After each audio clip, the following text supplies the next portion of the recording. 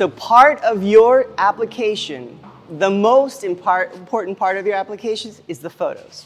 The 3 photos of your artwork that you take, okay? That is the most important. That's what we look at. We don't look at anything else until you are in the show. The 3 photos you take of your artwork, they have to represent your collection, okay? So the 3 pieces that you pick, it's really important that they go with a collection. So for instance, if your collection is mostly beach scenes, but then you put in your thing, you have like 3 animals, or like 1 beach and 2 other animals, but when you go to the show, you're not gonna have any animals, then that piece should not be in there. You see what I mean? So it should be your 3 strongest pieces. So a couple tips. We'll start with lighting the work for 2D. You can buy professional lights, but to avoid, I'm gonna try to explain this in like the simplest, most cost-effective way first. You can go outside on an overcast day. An overcast day is essentially like a giant softbox. But if you're doing that, or you could use open shade.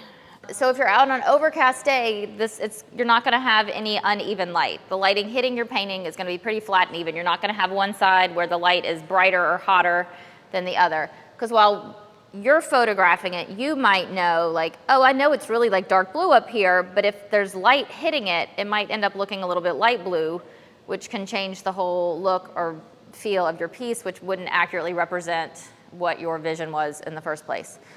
Good cheap diffusers, which a diffuser is something that's going to, you can put in front of the light and it diffuses it, making it a little bit more even, are white shower curtains from, you know, Dollar Tree. Yeah. So you could build yourself like a little shower curtain box kind of thing. Or like, okay, there's glare coming from here, have a friend hold the shower curtain like over it so that now the lighting hitting your piece is gonna be nice and even. So we'll stick with this one. If this was the piece, imagine there's like nothing else on this wall. This is hard to do, but like I wouldn't photograph my piece like this. Like I wouldn't send that in. Like there's too much information in that photo, even if the wall was blank. You would want to, like Jenny's saying, get in as close as possible. Okay, let's see. It's not centered and it's crooked. This drives me insane. You could fix this. Do you see how it's wider at the top? You could zoom in. So this is what I'm saying. Can y'all see how like what's on my screen, how that's not square? Yeah. Your picture is not a trapezoid. You want to like make sure that you're getting nice and even, and then you could come into here. And then go in your phone, edit, crop.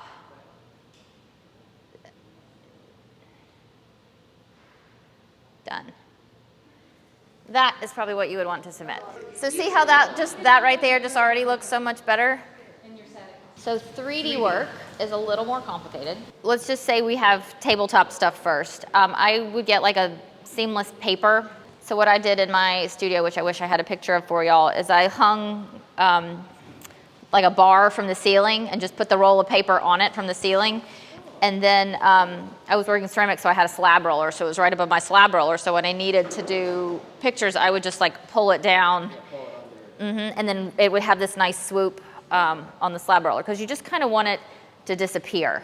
Lighting for 3D is going to be different, kind of like what Jenny was saying about how if you have a painting that has texture, you don't want flat, even light on that. You don't want flat, even light on your sculpture. You want the light to really accentuate the different shapes and the different forms and highlight what you've been working at.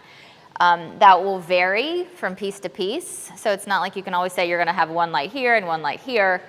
You might have to kind of play with the light. I would always set aside like a day to photograph sculptures when I was photographing sculptures, because it just took a long time. Sometimes I would put like a flashlight behind the piece I was photographing, so it would have like a little bit of backlight and make the form show up a little bit more. And you don't have to buy, this reminds me, like expensive lights from a photography store. My overhead light that I use, because I would normally have one overhead, were just those like silver metal can lights. Oh, like the clip light. The super cheapy clip lights and a good bulb. So I took like a Amazon box and cut the bottom out and put shower curtain over that, and then made it so that this light was hanging. So basically I made like a softbox diffuser, and then again I'd put a hook in my ceiling so that I have like the rod with the paper and then the light hanging down. And then I could click that on. And then, yeah, white foam core either on either side to bounce the light back to the front of the sculpture, or like one piece here because the light coming down will bounce it that way. So your depth of field, it's how much is in focus or not in your piece. If you're shooting sculpture, you want to make sure that your whole sculpture is in focus. Whereas like if you're shooting a painting or something, your plane of focus tends to be, fairly flat, or if it's mixed media, there's a little bit. But you wouldn't want to have, I don't know, a sculpture of a dog and like the nose and everything is in really sharp focus, but then you look and like the tail and everything in the back is a little blurry. While creatively that might be fine, while for social media that might be fine, for like jury purposes, you want to make sure your whole piece is in sharp focus. Again, for creative purposes or giving a feel of your work, a narrower depth of field is fine.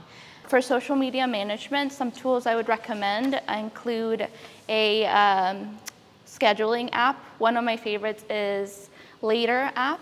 So that's spelled LATER app, APP. And another one is Planoly.